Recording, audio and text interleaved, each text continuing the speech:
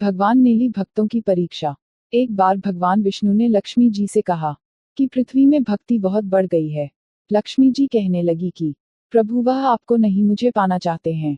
नारायण भगवान कहने लगे कि लेकिन वह तो नारायण नारायण कहते हैं। लक्ष्मी जी कहने लगी अगर आपको विश्वास नहीं हो रहा तो उनकी परीक्षा ले लीजिए। भगवान नारायण एक संत का रूप धारण करके एक नगर में सेठ के पास पहुंचे और उनसे कहने लगे कि मैं कथा सत्संग करना चाहता हूँ। सेठ ने उनके रहने खाने पीने और कथा करने का पूरा प्रबंध कर दिया। पहले दिन थोड़े से ही लोग कथा सुनने आए। दूसरे दिन भक्तों की संख्या बढ़ने लगी। संत जी के कथा की प्रसिद्धि हुई तो तीसरे दिन बहुत भीड़ बढ़ गई।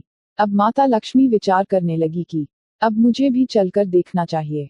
लक्ष्मी जी एक घर के बाहर पहुंची तो घर की मालकिन घर को ताला लगाकर कथा श्रवण करने जा रही थी। लक्ष्मी जी कहने लगी कि बेटी मुझे थोड़ा पानी पिला दो। वह औरत बोली कि माताजी मुझे तो सत्संग श्रवण करने में देर हो रही है। लेकिन फिर भी उसने बेमन से लक्ष्मी माता को एक लोटा जल पीने को दे दिया। जब लक्ष्मी माता ने उसे लोटा वापस किया तो वह सोने का हो चुका था।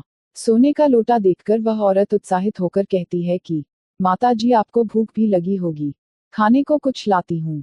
उसके मन में चल रहा था कि खाने की प्लेट कटोरी चम्मच भी सोने का हो जाएगा।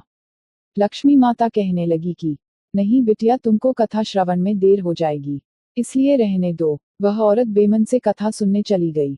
वहां जाकर उसने चमत्कारी बुढ़िया के बारे में सब औरतों को बता दिया। धीरे धीरे बहुत सी औरतें चलते सत्संग में ही माता जी के दर्शन करने उठकर चली गई। माता जी जिसके घर में भोजन करती जल पीती उसके बर्तन सोने के हो जाते। माता जी की प्रसिद्धि बढ़ गई और भगवान विष्णु जो कथाकार के रूप में धरती पर आए थे उनकी कथा सुनने वालों की संख्या कम होती गई। भगवान ने यजमान से पूछा कि अब कथा सुनने कम लोग क्यों आते हैं। उन्होंने कहा कि नगर में कोई चमत्कारी बुढ़िया आई है। जिस भी बर्तन में खाना खाती है पानी पीती है वह सोने का हो जाता है। भगवान समझ गए कि लक्ष्मी जी का आगमन हो गया है। अब जिस सेठ ने विष्णु जी के रहने खाने कथा की व्यवस्था की थी वह भी चमत्कारी माता जी के पास पहुंचे और कहने लगे कि आप मेरे घर पर क्यों नहीं पधार रही। लक्ष्मी जी कहने लगी कि जब तक वह कथाकार तुम्हारे घर पर है मैं वहां नहीं आऊंगी। सेठ जल्दी से घर गया और कथाकार से कहने लगा कि महाराज आपके रहने खाने की व्यवस्था मैंने धर्मशाला में करवा दी है। कथाकार कहने लगे कि अब तो कथा में कुछ दिन ही शेष रह गए हैं, फिर आपने मेरी व्यवस्था धर्मशाला में क्यों करवा दी। सेठ कहने लगा कि मेरे घर में आपसे भी कोई खास रहने आने वाला है। लक्ष्मी जी उस सेठ के पीछे पीछे ही उसके घर पर आ गई थी। वह सेठ से कहने लगी कि मुझे इस कथाकार से कोई जरूरी बात करनी है, कृपया आप बाहर जाए। सेठ के बाहर जाते ही लक्ष्मी जी कहने लगी क्यों प्रभु मैंने क्या कहा था, यह भक्ति आपको पाने के लिए नहीं मुझे पाने के लिए कर रहे हैं। भगवान कहने लगे कि लक्ष्मी माना तुम उचित कह रही हो, लेकिन तुम यहाँ पर तब आई जब मैं नारायण संत के रूप में यहाँ पधारा और जहाँ संत कथा करते हैं धार्मिक अनुष्ठान होते हैं वहां लक्ष्मी स्वयं चली आती हैं। भगवान विष्णु अपने धाम वापस लौट गए। अगले दिन सेठ के घर पर लोगों का तांता लग गया।